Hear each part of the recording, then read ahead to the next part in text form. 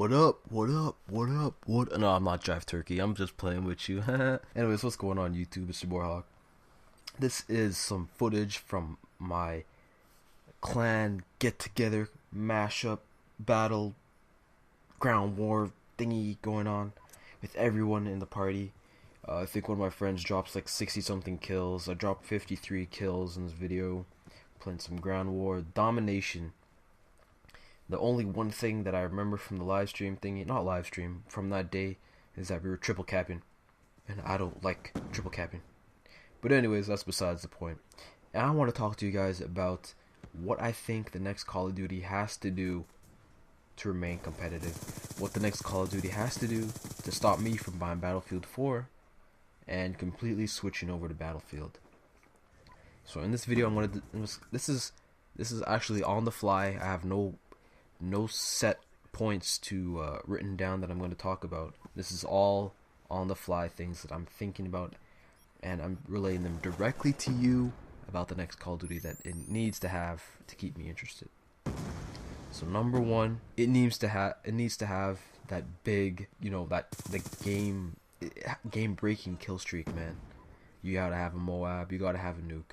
Otherwise, I'm not sticking around. I'm not, like, Black Ops 2 would have been so much better with a nuclear at 30. It would have been so much better, and it would keep me playing it. I've repeated myself so many times saying that I played 27 days of MW3, and that was because of the Moab. It wasn't matter if I was getting blown up by Dead Man's Hand or Last Stand getting shot in the nuts, when some guy's on the ground crawling and shoots you with his friggin' primary while he's on the ground. Whoa. It wasn't that. I was trying to get Moabs. And part of the fun was trying to get Moabs with my friends. That's what kept me playing that game. So that is something that is necessary in the next Call of Duty. It has to be there. Moving on. Now, we know this is a very touchy issue, whole lag and lag compensation. This is very touchy, but something that they need to have in the next Call of Duty is the host migration doesn't have to fuck up everyone's game. I'm saying the host migration should happen in the background. By the background, I mean we shouldn't be able to experience a complete disruption in our gameplay while the host migration is going on.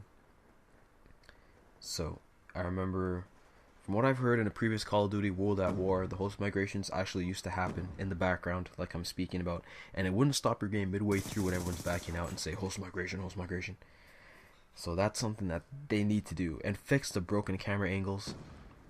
Lag compensation doesn't really bother me too much. I'm more worried about matchmaking and that kind of stuff than I'm worried about lag compensation. If you're really getting ticked off about lag compensation, use a high fire rate pistol or whatever, because in Black Ops 2 the pistols are God mode and you can one burst everyone or one shot, like I'm saying. So hopefully that doesn't come back in MW, whatever the heck it's gonna be. Call of Duty Ghosts, Call of Duty Modern Warfare Ghost 4, Modern Warfare Ghosts of Mars 4, who freaking knows. I don't really care about the title as long as it delivers and is something that has some decent replay value.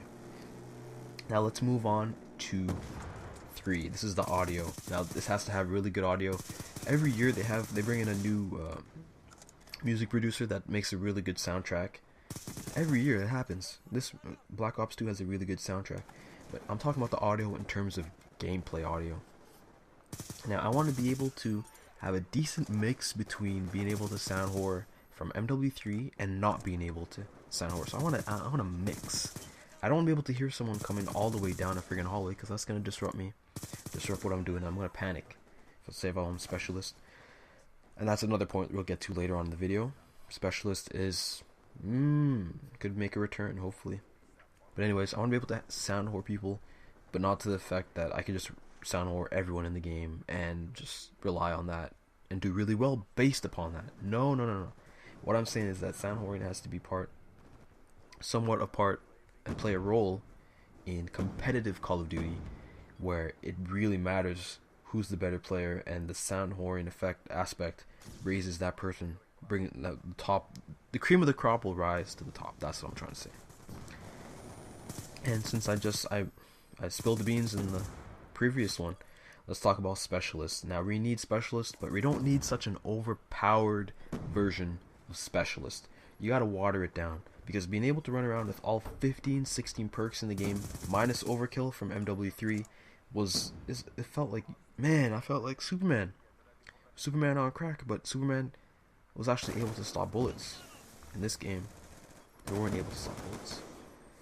So in my previous video, I said the top 3 things I missed from MW3. I listed the ballistic vest, specialist, and the Moab. Next Call of Duty has to have all of those things. So that's something that I'll just get to the point with that. It needs to have all of those things for me to stay interested and to play it throughout the whole year and actually want to buy the season pass.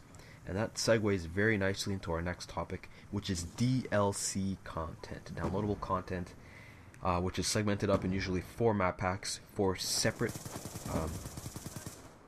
pieces of DLC content that are usually sold at $14.99, $15.99, depending on where you live. And this DLC has to be innovative. Man, I applaud the fact... That sounded very wrong as well. It sounds like I was fapping or something. But anyways, that was a clap. I applaud the fact that they added gun DLC in Black Ops 2, but they only did it for one. It was a one-time thing only, and that was a rip-off to you guys that bought the season pass, thinking that there was going to be more gun DLC coming. So if you do not know that, you're not aware of that, the Peacekeeper is the only gun you're going to get from Black Ops 2. Just putting that out there for you guys. It's a one and done deal, and we're not going to see it anymore for the next 2 remaining DLCs. Now, we need innovative DLC. By that I mean we need something new to the table. Studio from Black Ops 2, the map pack, it's good to see them reskin the maps and make them so much better. That's a really good thing that they did. But as well, they need to make things that we haven't seen. Chaos mode was a new thing, but it wasn't really that enjoyable. Spec Ops missions. Now, if they can make Spec Ops missions that make me want to play them, that they're longer than 5 to 10 minutes, and that they give you, man, a chance to choose your own loadout, and there's different ways you can complete the mission, and not just one set linear way. There's only one way you can beat the mission, one way you can complete it.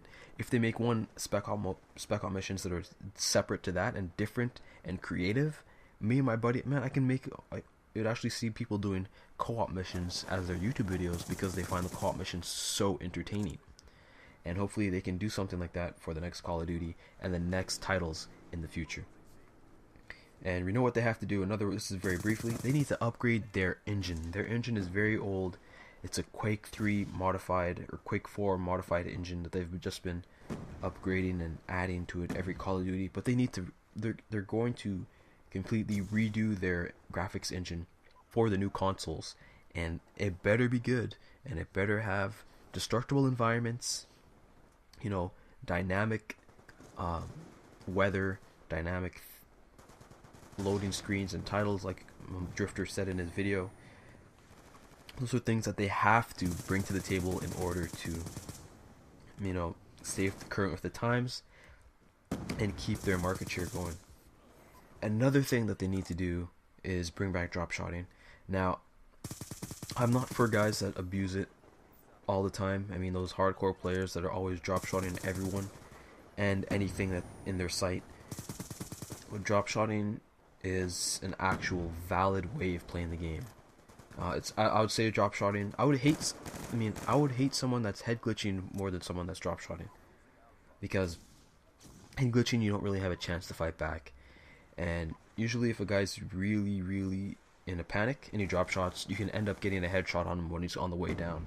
So there's a downfall to that aspect of being able to control your character to that point. But they kind of nerfed it in Black Ops 2, and I was kind of upset about that, because in MW3 that was part of what I used to do when you're in a panic on a specialist streak, and you could just pull out a drop shot, get the guy, get back up, turn around. You could really turn on people very quickly with specialist, with a high sensitivity, and be able to drop shot. And what else can I discuss with you guys? What do you think we need to have in the next Call of Duty? If there's something you think you really want to see, leave it down in the comments below. I read all the comments.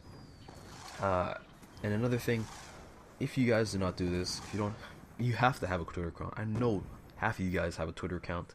We are fast approaching 400 subscribers, and I know that you guys have Twitter, so follow me on Twitter. If there's any questions you have, send them to me there, and I'll answer them as fast as possible.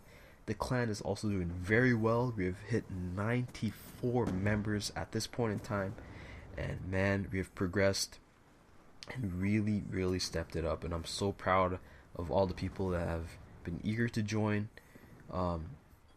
and hopefully this will transcend to the next Call of Duty, and we'll have a big community going on, and a very big following. So thank you guys for watching this video. Leave some comments below, and peace.